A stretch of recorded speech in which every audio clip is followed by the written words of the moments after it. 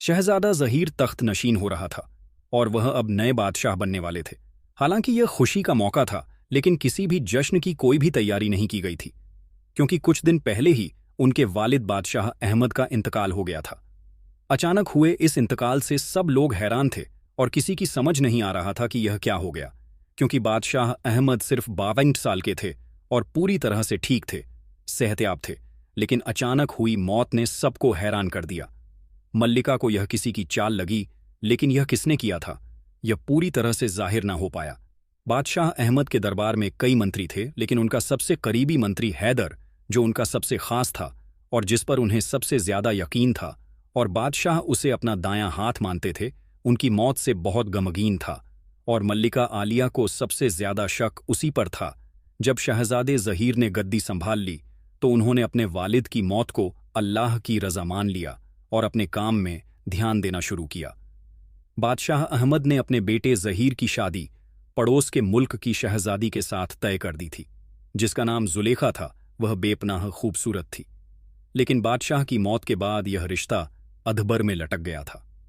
रानी इस शादी को तोड़ना चाहती थी और बादशाह का करीबी मंत्री भी, उसका नाम हैदर था, जो बादशाह का सबसे भरोसेमंद था, वह भी इस शादी को तोड़ना चाहता था। उन्हें लगता था कि यह सब इसकी वजह से हुआ है। मगर शहजादे ज़हीर ने इन सब बातों को दरकिनार किया और अपने वालिद की ख्वाहिश के मुताबिक शहजादी जुलेखा से निकाह कर लिया।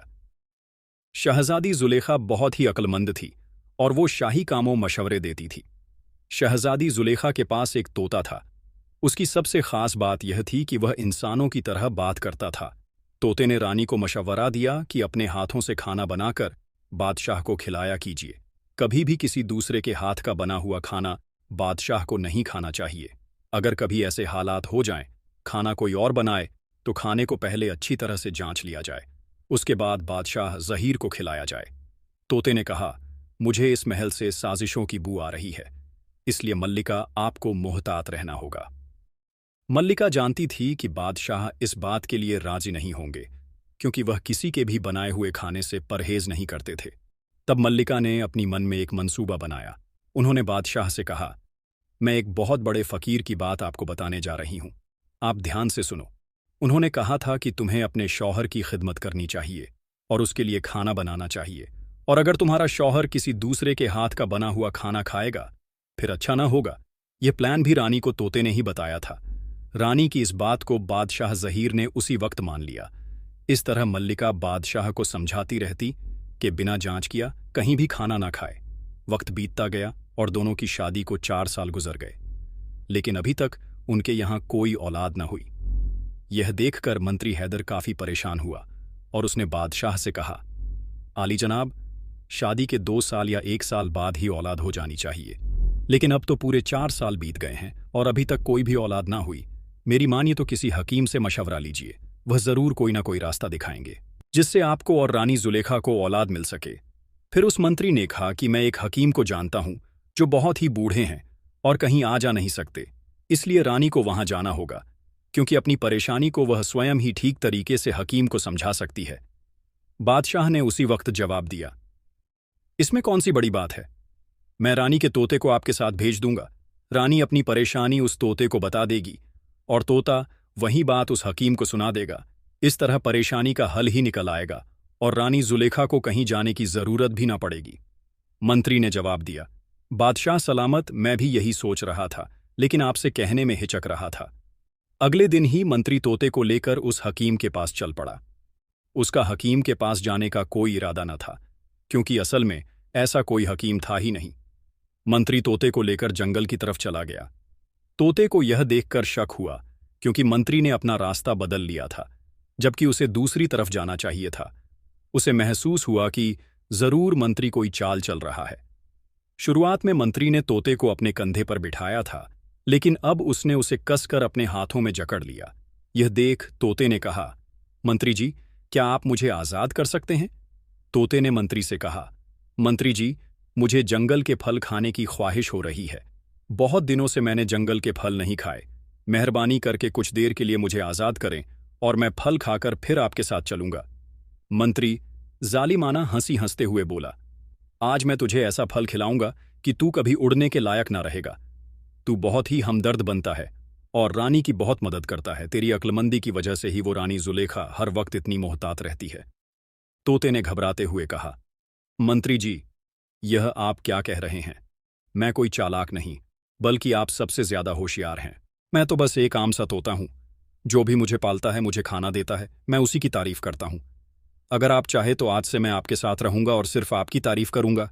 आगे मुझे कौन सा बादशाह बनना है जो मैं रानी का साथ दूं? मंत्री ठहाका लगाकर बोला, अरे तोता, तेरी गर्दन मेरी मुट्ठी में दबी हुई है, फिर भी तू अपनी चालाकी दिखाने से बाज नहीं आ रहा। क्या तू मुझे बेवकूफ समझता है? मैंने अपने दुश्मनों के कुत्ते और बिल्लियों को तक नहीं छोड़ा, फिर तुझे क्यों छोड़ूं? तुझे क्या पता कि बादशाह जहीर के बाबा महाराजा अहमद की मौत भी मेरी वजह से ही हुई है। मैंने ही उसे मौत के घाट उतारा है। सारे जासूस और महल के लोग इसे अल्लाह की रजा जानते रहे, क्योंकि मैंने कोई भी सबूत ना छोड़ा जिससे किसी को मेरे ऊपर शक हो। मंत्री ने आगे कहा, अब मैं भी तुझको यहीं खत्म कर दूंगा और रानी से जाकर कह दूंगा, तेरा तोता जंगल में किसी तोते से मिल गया और फिर दोनों उड़ गए। बस, फिर क्या था, मैं देखता ही रह गया। तोते ने तुरंत मंत्री की बातों को भांपते हुए कहा, मंत्री जी, रानी के साथ आपको जो भी करना है चाहे वह करें, मुझे उससे कोई भी लेना देना नहीं है। इस मुल्क का बादशाह जिंदा रहे या मर जाए, मुझे इससे कोई भी फर्क नहीं पड़ता। तोते ने कहा, मुझे बस अपने खाने से मतलब है। अगर आप चाहे तो मैं रानी के पास कभी भी वापस न जाऊंगा। मैं आपसे वादा करता हूं, मैं जंगल से वापस महल नहीं लौटूंगा। मेरी यही ख्वाहिश है कि मैं अपनी आंखों से आपको बादशाह बनते हुए देखूं। मंत्री कुछ देर सोचते हुए बोला, तो ठीक है, तू कहता है तो मैं तुझे जिंदा रखूंगा ताकि तू मुझे बादशाह बनते हुए देख सके। मैं तुझे मारूंगा नहीं, लेकिन मैं तुझे उड़ने लायक भी न छोड़ूंगा। इतना कहकर उस जालिम मंत्री ने तोते के पंख तोड़ दिए और उसे जंगल की झाड़ियों में फेंक दिया। फिर वह वहां से आगे बढ़ गया। इस वक्त जंगल में एक ग्वाला अपनी गाय चरा रहा था। वह एक पेड़ पर चढ़कर यह सारा मंजर देख रहा था। उसने न केवल मंत्री को तोते के साथ जुल्म करते हुए देखा, बल्कि उनकी सारी बातचीत भी सुन ली थी। यह पहला मौका था जब उसने किसी तोते को इंसानों की तरह बोलते हुए सुना। मंत्री के जाने के बाद ग्वाला पेड़ से नीचे उतरा और उन झाड़ियां के पास पहुंचा जहां वह जख्मी तोता तड़प रहा था। ग्वाले को अपने पास आता देख तोता कमजोर आवाज में बोला, भैया, मेरी थोड़ी सी मदद कर दो। उस जालिम मंत्री ने मुझे अधमरा कर दिया है और मेरे पंख तोड़ डाले हैं, लेकिन अगर तुम चाहो तो मैं तुरंत ठीक हो सकता हूं। इन झाड़ियां की पत्तियों का रस निकालकर मेरे पंखों पर लगा दो, इससे मेरे पंख फिर से ठीक हो जाएंगे। ग्वाले ने पूछा, मैं तेरी मदद क्यों करूं? तोते ने आजिज़ी से कहा, तुम मुझे एक रहमदिल इंसान लगते हो। अगर तुम मुझे ठीक कर दोगे तो मैं बदले में तुम्हारी खिदमत करूंगा। आज से मैं तुम्हारा नौकर बनकर रहूंगा और जो भी तुम कहोगे मैं वही करूंगा। ग्वाले ने थोड़ी देर सोचा और फिर कहा, ठीक है, लेकिन अगर मैं तुम्हारी मदद करूं तो ठीक होने के बाद तुम हमेशा मेरे साथ ही रहोगे। तोते की जान उस वक्त मुसीबत में थी। वह किसी भी तरह पहले ठीक होना चाहता था। उसने उसी वक्त हामी भरते हुए कहा, भाई, मैं हमेशा तुम्हारे साथ रहूंगा और तुम्हारा साथ कभी न छोड़ूंगा। यह सुनकर ग्वाले ने उसी वक्त झाड़ियों की पत्तियों का रस निकाला और तोते के टूटे हुए पंखों पर लगा दिया। हैरानकुन तरीके से तोता कुछ ही पल में ठीक हो गया और उड़कर ग्वाले के पास आ गया। तोता खुशी से बोला, भैया, आज से तुम ही मेरे मालिक हो और मैं तुम्हारा नौकर हूं, लेकिन सबसे पहले तुम मेरी एक बात मान लो। ग्वाले ने हैरानी से कहा, अरे, अभी तो एक पल भी नहीं हुआ और तुम मुझे हुक्म देने लगे। तोते ने मुस्कुराकर कहा, मालिक, मैं तुम्हारी भलाई की बात कर रहा हूं। अगर तुम मेरी छोटी छोटी बातें मानोगे तो मैं तुम्हें एक दिन बादशाह बना दूंगा। अभी तुमने देखा कि मेरी बताई हुई जड़ी बूटी ने 1 मिनट के अंदर ही मेरे पंख ठीक कर दिए। इसी तरह मैं और भी कई ऐसी जड़ी बूटियां के बारे में जानता हूं जिससे मैं तुम्हें एक दिन बहुत ही अमीर बना सकता हूं, और शायद अभी तक तुम्हारी शादी भी नहीं हुई होगी। तो मालिक, मैं तुम्हारी शादी भी करवा दूंगा। ग्वाला सीधा साधा आदमी था। वह बोला, तुम साफ साफ क्यों नहीं कहते कि अब तुम मेरे मालिक हो और मैं तुम्हारा नौकर? चलो, मैं तुम्हें अपना मालिक बना लेता हूं, क्योंकि तुम्हारे मालिक बनने में भी मेरी ही भलाई दिखाई देती है। लेकिन देखना है भला, करते करते कहीं तुम मेरा बुरा मत कर देना। तोते ने नरमी से कहा, अरे भाई, आपने मेरी जान बचाई है, अब मेरा फर्ज बनता है कि मैं आपकी भलाई करूं। ग्वाले ने कहा, अच्छा तो फिर बताओ कि मुझे क्या करना है। तोता बोला, भाई, हमें चुपचाप उस मंत्री का पीछा करना है और उसके सारे कामों पर नजर रखनी है। मैं भी तुम्हारे साथ चलूंगा। आगे क्या करना है मैं तुम्हें बाद में बताऊंगा। ग्वाला तोता की बात मानकर उस मंत्री का पीछा करने लगा। मंत्री जंगल में काफी अंदर तक पहुंच चुका था। ग्वाले को समझ नहीं आ रहा था कि आखिर वह कहां जा रहा है। तभी तोते ने कहा कि मंत्री रानी के लिए दवा लेने जा रहा है। ग्वाले ने हैरानी से पूछा, तुम्हें कैसे पता कि मंत्री रानी के लिए दवा लेने जा रहा है? तोते ने जवाब दिया, भाई ये सब बातें मैं तुम्हें बाद में बताऊंगा, बहुत लंबी कहानी है। अभी तुम बस मंत्री का पीछा करते रहो। ग्वाला समझ गया कि मंत्री बूढ़े हकीम के पास जा रहा है, क्योंकि वह हकीम जड़ी बूटियां की खोज करने के लिए जंगल के भीतर अपनी बेटी के साथ झोपड़ी बनाकर रहता था। ग्वाला भी कई बार उनके पास दवा लेने जा चुका था। गांव में ज्यादातर लोग हकीम जी के पास ही दवा लेने आते थे, क्योंकि उनकी जड़ी बूटियां जादू की तरह असर करती थीं। सीधा मंत्री हकीम की झोपड़ी में जा पहुंचा और अंदर चला गया। झोपड़ी के बाहर ग्वाला छिपकर खड़ा हो गया और मंत्री और हकीम की बातें सुनने लगा। मंत्री हकीम से बात कर रहा था, लेकिन उसकी नजर बार बार हकीम की बेटी नूर पर जा रही थी। नूर भी समझ चुकी थी कि मंत्री की नीयत ठीक नहीं है। मंत्री ने हकीम से कहा, आप हमारी मल्लिका के लिए कोई ऐसी जड़ी बूटी बना दीजिए जो वह हमेशा के लिए बांझ रह जाए और कभी भी औलाद पैदा ना कर सके। हकीम ने चौंक कर कहा, मंत्री जी मैं ऐसा कर सकता हूं।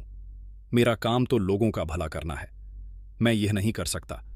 मैं किसी को भी गलत दवा नहीं दे सकता।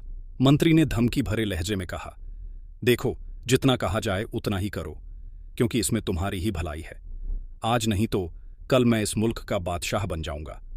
उसके बाद तुम्हारी बेटी को मैं अपनी मल्लिका बना लूंगा। हकीम मंत्री की धमकी सुनकर डर गया और घबराहट में उसने एक जड़ी बूटी तैयार करके मंत्री को दे दी और कहा, इस जड़ी बूटी को हर हफ्ते खाना होगा।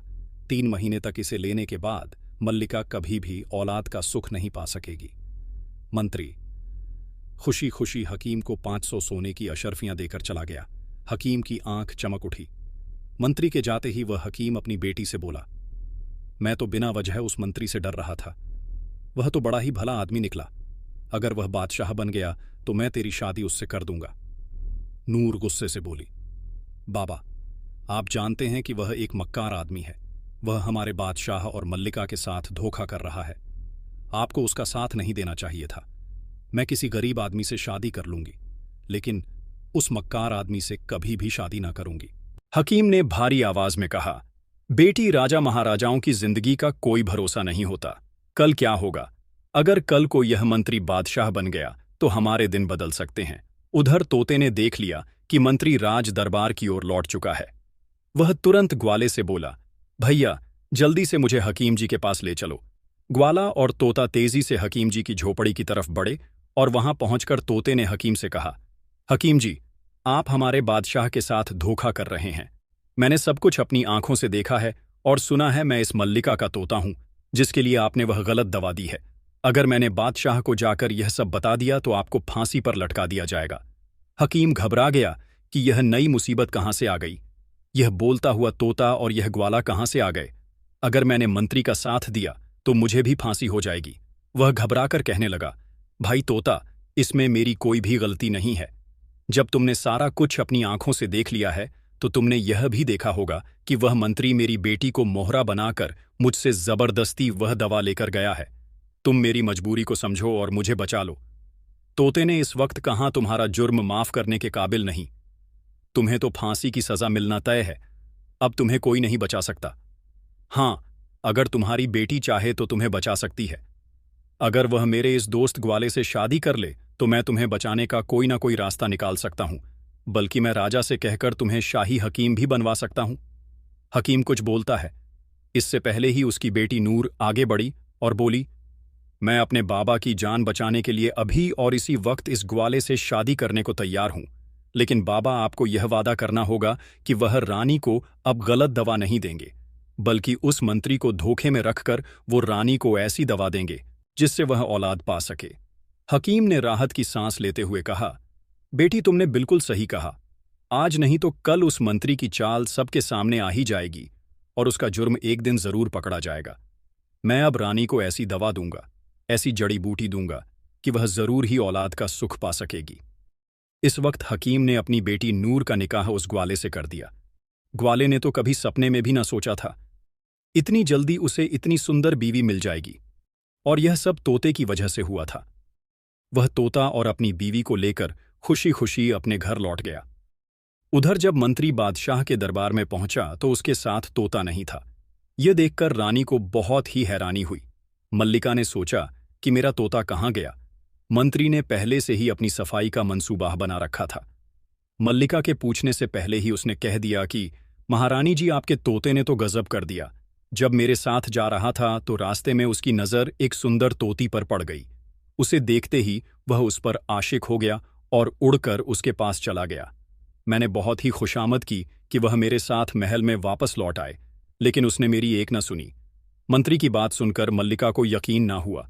उसे ऐसा लगा कि जरूर इसमें कोई ना कोई चाल है।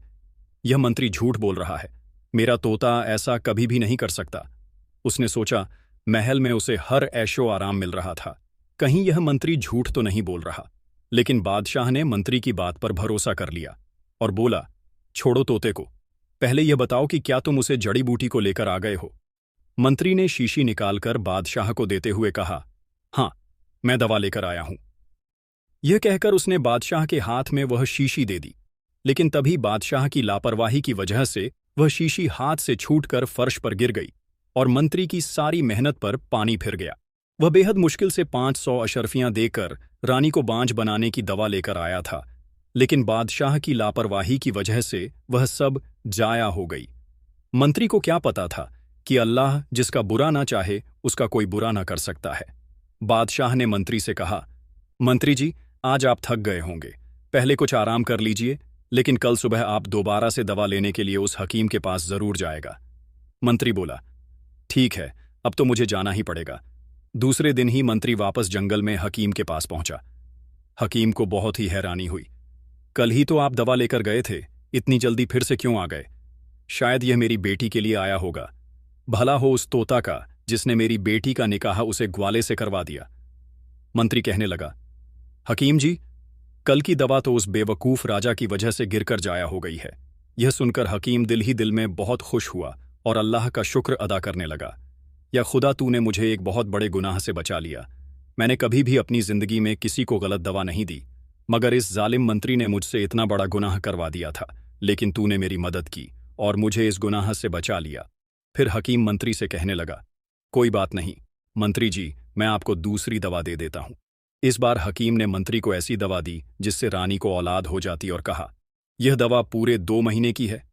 अगर आप बार बार जंगल आने का बीड़ा ना उठाना चाहते हो तो इसको ले जाइए और रानी को देते हुए कहना कि आपका काम जरूर पूरा होगा। इसी बीच मंत्री की निगाहें हकीम की बेटी को ढूंढ रही थीं, मगर वह कहीं नहीं दिखी। मंत्री से रहा नहीं गया तो उसने पूछा, हकीम जी, आपकी बेटी कहाँ है? वह दिखाई नहीं दे रही।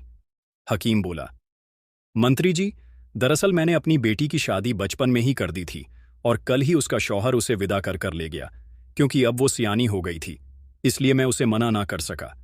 मंत्री बोला, अरे हकीम, अभी तो आपकी बेटी की उम्र ही क्या थी, यह आपने ठीक नहीं किया। मंत्री बेचारा उदास होकर दरबार लौट आया। अब की बार बादशाह ने कोई गलती नहीं की और बड़ी मोहताती से उसने दवा ली और उसे दवा को रानी को दे दिया। अब बादशाह रोज अपने हाथों से रानी को दवा पिलाने लगा। वैसे तो रानी यह दवा नहीं पीना चाहती थी, लेकिन बादशाह का मन रखने के लिए वह दवा लेने लगी। 1 महीने के बाद रानी को महसूस हुआ कि वह हामिला है। उसने यह खुशखबरी सबसे पहले बादशाह को सुनाई। बादशाह यह सुनकर खुशी से उछल पड़ा। सबसे पहले उसने यह खबर अपने मंत्री हैदर को सुनानी चाहिए। उसने उसी वक्त मंत्री को दरबार में बुलाया और कहा, मंत्री जी, आपने तो कमाल कर दिया। आपकी लाई हुई दवा की वजह से अब मैं बाप बनने वाला हूं। आपने वह कर दिखाया जो आज तक कोई दूसरा मंत्री नहीं कर सका। मैं आपसे बहुत खुश हूं और मैं आपको इनाम देना चाहता हूं। बादशाह ने उसी वक्त 5000 सोने की अशर्फियां मंत्री को इनाम में दे दी और कहा, मंत्री जी, इस इनाम का हकदार तो वह हकीम भी है जिसकी दवा की वजह से महारानी जी हमला हुई है, इसलिए उसे भी मेरी ओर से 5000 सोने की अशर्फियां दीजिएगा। यह सुनकर मंत्री के सारे मंसूबों पर पानी फिर गया। वह तो मल्लिका को बांझ बनाने के लिए निकला था, लेकिन अब तो रानी हामिला हो चुकी थी। यह खबर उसके लिए मनहूस थी, लेकिन बादशाह के सामने वह बनावटी खुशी का इजहार करने लगा। अंदर ही अंदर उसके दिल में जलन की आग दहक रही थी। अब वह हकीम को खत्म करने का फैसला कर चुका था मंत्री ने बादशाह से कहा, जहांपना, मैं इसी वक्त यह खुशखबरी हकीम जी को देना चाहता हूं। बादशाह ने कहा, ठीक है, आप जा सकते हैं। मंत्री ने हाथ में तलवार थामी और जंगल की तरफ चल पड़ा। मंत्री को जाता देखा, तोते ने ग्वाले से कहा, भाई, आज तुम्हारे ससुर की जान खतरे में है। ये जालिम मंत्री उन्हें मार डालेगा। तुम्हें उनकी मदद करनी चाहिए, उनकी जान बचानी चाहिए। ग्वाले ने कहा, अरे भाई, मैं भला उस मंत्री का सामना कैसे कर सकता हूं? उसके हाथ में तलवार है और वह गुस्से की आग में जल रहा है। तोते ने कहा, जब अपने घर परिवार पर मुसीबत आती है तो आदमी को अपनी जान की बाजी लगा देनी चाहिए। ग्वाले ने हिम्मत जुटाई और उस मंत्री के पीछे पीछे चल पड़ा। जैसे ही मंत्री हकीम के पास पहुंचा, उसने उसे गुस्से में बुरा भला कहना शुरू कर दिया और कड़कदार आवाज में कहा, ए हकीम, तूने मुझे धोखा दिया है। मैंने तुझे रानी को बांझ करने की दवा देने को कहा था, लेकिन तूने तो उसे ऐसी दवा दे दी जिससे वह हामला हो गई और अब वह औलाद को जन्म देगी। आज मैं तुझे जिंदा न छोड़ूंगा। उसी वक्त तोते ने ग्वाले को इशारा किया। ग्वाला बिना वक्त गवाए पूरी ताकत से अपनी लाठी लेकर भागा और मंत्री के पैर पर दे मारी। अचानक हुए इस हमले से मंत्री का तवाजुन बिगड़ गया। उसे इसकी कोई उम्मीद ही ना थी और ना ही उसे पता था कि कोई उसका पीछा कर रहा है। झटके से उसकी तलवार दूर जा गिरी और वह धड़ाम से जमीन पर गिर पड़ा। इसके बाद ग्वाले ने मंत्री की जमकर पिटाई की। मंत्री की सारी हेकड़ी निकल गई और वह अपनी जान की भीख मांगने लगा। ग्वाले ने उसे चेतावनी देते हुए कहा, अगर तुम दोबारा इस जंगल में दिखाई दिए तो मैं तुम्हें जान से मार डालूंगा। मंत्री किसी तरह जान बचाकर वहां से भाग निकला और सीधा बादशाह के पास पहुंचा। वहां पहुंचते ही उसने बादशाह से कहा, जहांपना, मैं आपके दिए हुए 5,000 सोने की अशर्फियां हकीम के पास पहुंचाने जा रहा था, लेकिन रास्ते में एक ग्वाला, जो कि एक लुटेरा है, अचानक मुझ पर हमला कर बैठा। उसने मुझे वह थैली छीन ली और साथ ही मुझे बेहद मारा और उस बदबख्त ने मुझे धमकी दी कि अगर मैंने 5,000 सोने की अशर्फियां उसे और लाकर नहीं दी तो मुझे जान से मार डालेगा। जहांपना, अब आप ही मेरी मदद कीजिए और उस लुटेरे को गिरफ्तार करके फांसी की सजा दीजिए। बादशाह ने कठोर आवाज में कहा, मंत्री जी, ऐसा ही होगा। मैं उस जालिम ग्वाले को फांसी पर चढ़वा दूंगा। बादशाह के हुक्म पर सैनिकों ने ग्वाले को पकड़कर बादशाह के सामने दरबार में पेश किया। ग्वाले ने अपनी सफाई देने की बहुत कोशिश की, लेकिन बादशाह ने उसकी एक न सुनी और अपने सिपाहियों को हुक्म दिया कि इसे अब भी इसी वक्त फांसी पर चढ़ा दिया जाए। तभी उसी वक्त मल्लिका जुलेखा, जो दरबार में थी, आगे बढ़ी और बोली, जहांपनाह, कुछ वक्त के लिए रुक जाइए। जब तक हमारी औलाद का जन्म नहीं हो जाता तब तक हम किसी को भी इस तरह की सजा नहीं दे सकते। मेहरबानी करके आप इसको फांसी की सजा न दीजिए और जब तक हमारी औलाद इस दुनिया में नहीं आती तब तक आप इस ग्वाले की सजा पर रोक लगा दीजिए। जब तक हमारा बेटा इस दुनिया में नहीं आ जाता, उसके बाद आपको जो ठीक लगे वह कीजिएगा। बादशाह ने मल्लिका की बात मान ली और ग्वाले को कैद खाने में डाल दिया। मंत्री हैदर मन ही मन सोचने लगा कि यह ग्वाला तो 7-8 महीने के लिए बच गया, लेकिन आखिरकार इसको फांसी तो जरूर होगी। अगले ही दिन तोता उड़कर मल्लिका के पास पहुंचा। उसे उम्मीद थी कि मल्लिका इसकी बात सुनेंगी, लेकिन ऐसा नहीं हुआ। मल्लिका तोते को देखकर बिल्कुल भी खुश नहीं हुई। जैसे ही तोता मंत्री की शिकायत करने लगा, मल्लिका ने उसकी बात सुनने से इनकार कर दिया और गुस्से में कहा, मुझे तुम्हारी मनगढ़ंत कहानी नहीं सुननी। तुम इसी वक्त यहां से वापस चले जाओ। अपनी उसी तोती के पास मैंने तुम्हें अपने बेटों की तरह पाला था और तुमने मेरे लिए यह एहसान फरामोशी की। अगर तुम अभी और इसी वक्त नहीं गए तो मैं तुम्हें मरवा दूंगी, और जिस मंत्री की तुम शिकायत कर रहे हो उसकी लाई हुई दवा की वजह से ही मैं हामिला हुई हूं। तोता समझ गया कि इस वक्त रानी उसकी बात न सुनेगी। वह चुपचाप उड़कर वहां से वाले की बीवी के पास गया और उसे दिलासा देते हुए कहने लगा, इस वक्त हमारे ऊपर मुसीबत का वक्त है। हमें सब्र से कम लेना होगा और सही वक्त का इंतजार करना होगा। इस तरह 8 महीने बीत गए। फिर एक दिन वह मल्लिका जुलेखा ने एक खूबसूरत बेटे को जन्म दिया। महल में खुशी की लहर दौड़ गई। सारी रियाया भी बहुत खुश थी। जश्न का माहौल था, लेकिन मंत्री हैदर के दिल में जलन की आग भड़क उठी। अब तो वह उस नन्हे शहजादे को भी नुकसान पहुंचाने की साजिश रचने लगा, क्योंकि उसे रोकने टोकने वाला कोई नहीं था। वह जब चाहता अपनी मनमानी कर सकता था। मंत्री ने शहजादे को मरवाने के लिए एक भयानक प्लान बनाया। उसने एक सपेरे को बुलाया और उससे कहा कि वह जहरीले सांप की मदद से शहजादे को मार दे। लेकिन मंत्री इस बात से अनजान था। उसे अंदाजा भी न था कि तोता अभी उसके ऊपर नजर रख रहा है। वह हर वक्त मंत्री का पीछा करता और महल के आसपास के पेड़ों पर बैठा रहता है। दूसरी तरफ मंत्री पूरी तरह से बेख्याली में था और उसे यकीन था कि तोता जरूर तड़प तड़प कर मर गया होगा। लेकिन यह उसकी भूल थी, और यही भूल अब उसे मौत के मुंह में पहुंचाने वाली थी, क्योंकि तोते ने मंत्री और सपेरे की पूरी बातचीत सुन ली थी। एक बार तोता फिर से रानी के पास गया और कहा, मल्लिका जी, मेहरबानी करके मेरी बात सुन लीजिए। मेरी बात आपके बेटे की भलाई के लिए है। मैंने मंत्री और सपेरे की सारी बातें सुन ली है। वह आपके बेटे को मारने का प्लान बना रहे हैं। लेकिन मल्लिका ने गुस्से में आकर कहा, चुप हो जा तोता, मैं मंत्री के खिलाफ एक भी शब्द नहीं सुनना चाहती। अगर तू दोबारा यहां आया तो सच में मैं तुझे मरवा दूंगी। आइंदा मेरे पास कभी ना आना, और मंत्री के खिलाफ मेरे सामने जहर उगलने की कोशिश मत करना। तोते ने देखा कि रानी की पर उसकी बातों का कोई भी असर नहीं हो रहा। वह समझ गया कि रानी उसकी कोई भी बात न मानेगी। तब उसने बादशाह जहीर की मां, जो मल्लिका आलिया थी और जिनका ओहदा सबसे बड़ा था, उनके पास जाने का फैसला किया। और मल्लिका आलिया को पहले से ही शक था कि मंत्री ने ही जरूर कोई न कोई चाल से उनके शौहर को मरवाया है। जब तोता उनके पास पहुंचा और उन्हें सारी बात बताई तो उन्होंने उसकी बात ध्यान से सुनी। और तब तोता ने बताया कि कल रात मंत्री पिछले दरवाजे से सपेरे को लेकर वहां मल्लिका जुलेखा के कमरे में जाएगा। वहां सपेरा एक जहरीला सांप शहजादे के पास छोड़ देगा। सांप शहजादे को डस लेगा और इस तरह उसकी मौत हो जाएगी। आप चाहे तो अपने पोते की जान बचा सकती हैं। मल्लिका आलिया को तोते की बात समझ में आ गई थी।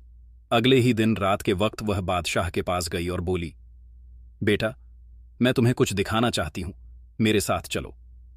बादशाह को कुछ समझ में नहीं आया कि उनकी मां ऐसा क्यों कर रही है और यह ऐसा क्यों कह रही है और उन्हें कहां ले जाना चाहती है।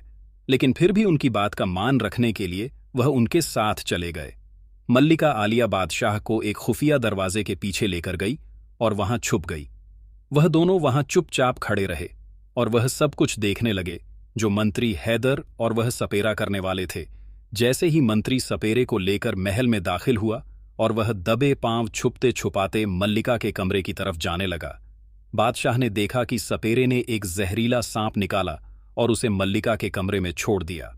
इसके बाद मंत्री और सपेरा जल्दी से वहां से भागने लगे। यह देखकर बादशाह तुरंत दौड़ पड़ा और उसने मंत्री को पकड़ लिया और जोर से पहरेदार को आवाज लगाई, सभी पहरेदारों को तुरंत यहां बुलाओ। पल भर में सिपाहियों के दस्ते वहां पहुंच गए और उन्होंने मंत्री और सपेरे को पकड़ लिया। मंत्री और सपेरे को तुरंत गिरफ्तार कर लिया गया।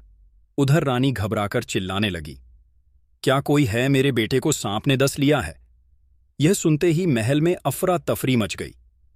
कोई समझ नहीं पा रहा था कि अचानक क्या हो गया और अब नन्हे शहजादे को कैसे बचाया जाए। इस वक्त तोता उड़ता हुआ वहां पहुंचा और मल्लिका जुलेखा के पास जाकर बोला, आप घबराइए मत, शहजादे को कुछ नहीं होगा, हम लोग उसे बचा लेंगे। मुझे इस सब के बारे में पहले ही पता था, इसलिए मैंने हकीम जी को पहले ही बगीचे में छुपा रखा है। यह कहते ही तोता इस वक्त बगीचे की तरफ गया। पू और हकीम को लेकर रानी के पास आया। हकीम ने आते ही शहजादे को देखा और उसे एक जड़ी बूटी पिलाई और फिर सबको दिलासा देकर कहा, अब आप सब लोग बेफिक्र रहिए, शहजादे को कुछ ना होगा, वह जल्द ही सेहतयाब हो जाएगा। तोते ने रानी से कहा, महारानी, इन्हीं हकीम की मदद से आपको औलाद जैसी नेमत मिली है। इसके बाद तोते ने बादशाह और रानी को पूरी कहानी बता दी। उसने मंत्री के सभी षड्यंत्रों को भी बता दिया और यह भी बताया कि ग्वाला पूरी तरह से बेगुनाह है।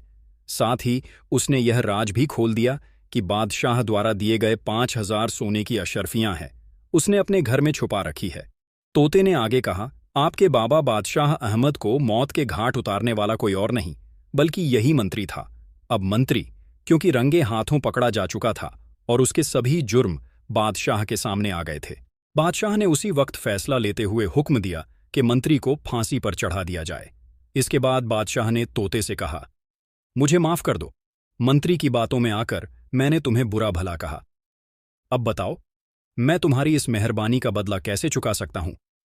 तोते ने मुस्कुराकर जवाब दिया, जहांपना, पहले तो आप बेगुनाह ग्वाले को कैद खाने से आजाद करवा दीजिए और उसे अपने दरबार में मंत्री का ओहदा दे दीजिए। साथ ही हमारे हकीम, जिनकी वजह से आपको औलाद जैसी नेमत मिली है, उन्हें शाही हकीम का दर्जा दे दीजिए। बादशाह ने उसी वक्त हामी के भरते हुए कहा, ठीक है, ऐसा ही होगा। इस तरह तोते की मदद से बादशाह ज़हीर ने न केवल अपने बेटे को मौत के मुंह से बचाया, बल्कि अपने मुल्क को एक बहुत बड़े खतरे से भी बचा लिया। इसके बाद उन्होंने कई साल तक वहां पर इंसाफ से हुकूमत की और अपनी रियाया का ख्याल रखा। तो प्यारे दोस्तों, ये थी हमारी आज की कहानी। हम उम्मीद करते हैं आपको कहानी पसंद आई होगी। अगर कहानी पसंद आई हो तो इसे लाइक करें, साथ ही करीबी लोगों के साथ इसे शेयर भी ज़रूर कर दें। नए आने वाले लोगों से हमारी दिल से गुजारिश है, हमारे YouTube चैनल को सब्सक्राइब कर लें, साथ ही लगे बेल बटन को ऑन कर लें। मिलते हैं किसी नई वीडियो में। शुक्रिया। अल्लाह हाफिज़।